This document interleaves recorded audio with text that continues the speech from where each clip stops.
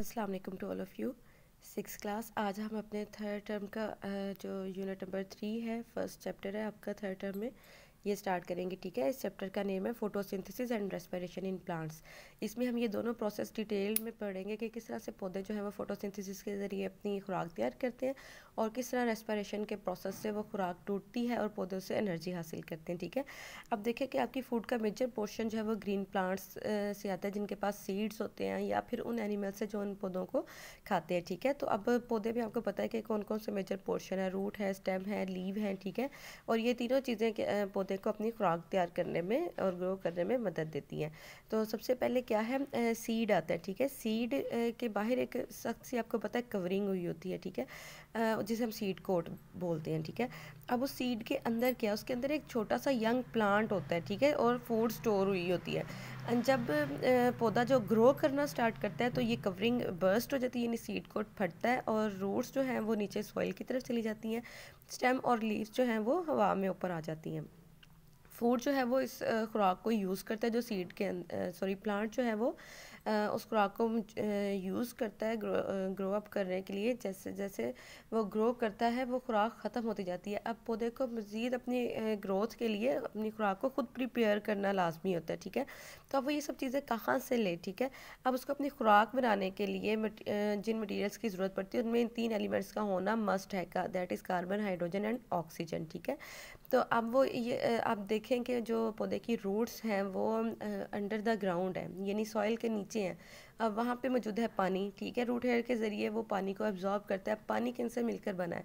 पानी मिलकर बनता है हाइड्रोजन और ऑक्सीजन से। ठीक है, तो ये दो एलिमेंट्स तो उसको पानी से भी मिल रहे हैं। और जो उसका अबव द सॉइल जो पोर्शन है प्लांट का, वहाँ पे मौजूद है उसके इर्द गिर्द एयर। ठीक है, और एयर से वो क्या लेता है? Carbon dioxide. ठीक है, जो कि कंपाउंड है कार्बन और ऑक्सीजन का।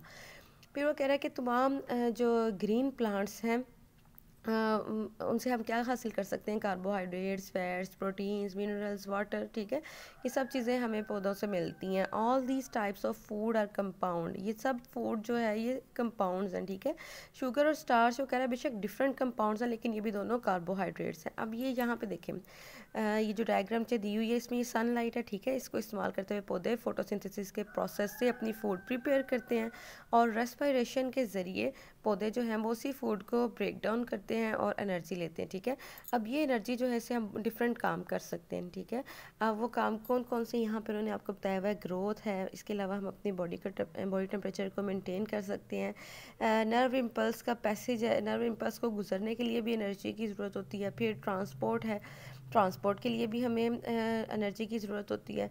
सेल डिवीजन है और मूवमेंट है। ठीक है, ये वो सब प्रोसेस है जिनमें हम रेस्पिरेशन के दौरान जो एनर्जी लेते हैं फूड से, वो हम इन प्रोसेसेस में इस्तेमाल करते हैं।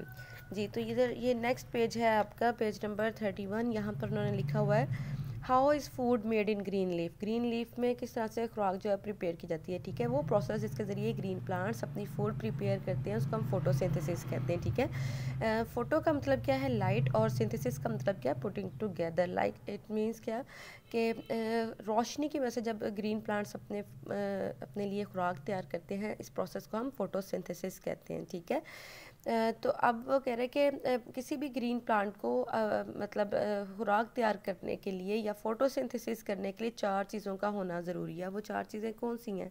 Carbon dioxide, water, chlorophyll and light. इन चारों चीज़ों की मौजूदगी में ग्रीन प्लांट्स अपनी खुराक खुद प्रिपेयर कर सकते हैं। ठीक है, अब जो रूट्स हैं वहाँ पे न्यूमरस या टाइनी छोटे छोटे हेयर्स होते हैं। ठीक है, जिनको हम रूट हेयर्स कहते हैं। उनके ज़रिए पौधे क्या करते हैं?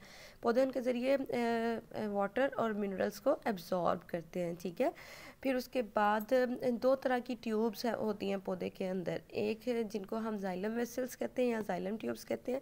उनका क्या काम होता है कि वो वाटर को कैरी करती हैं पौधे के अंदर।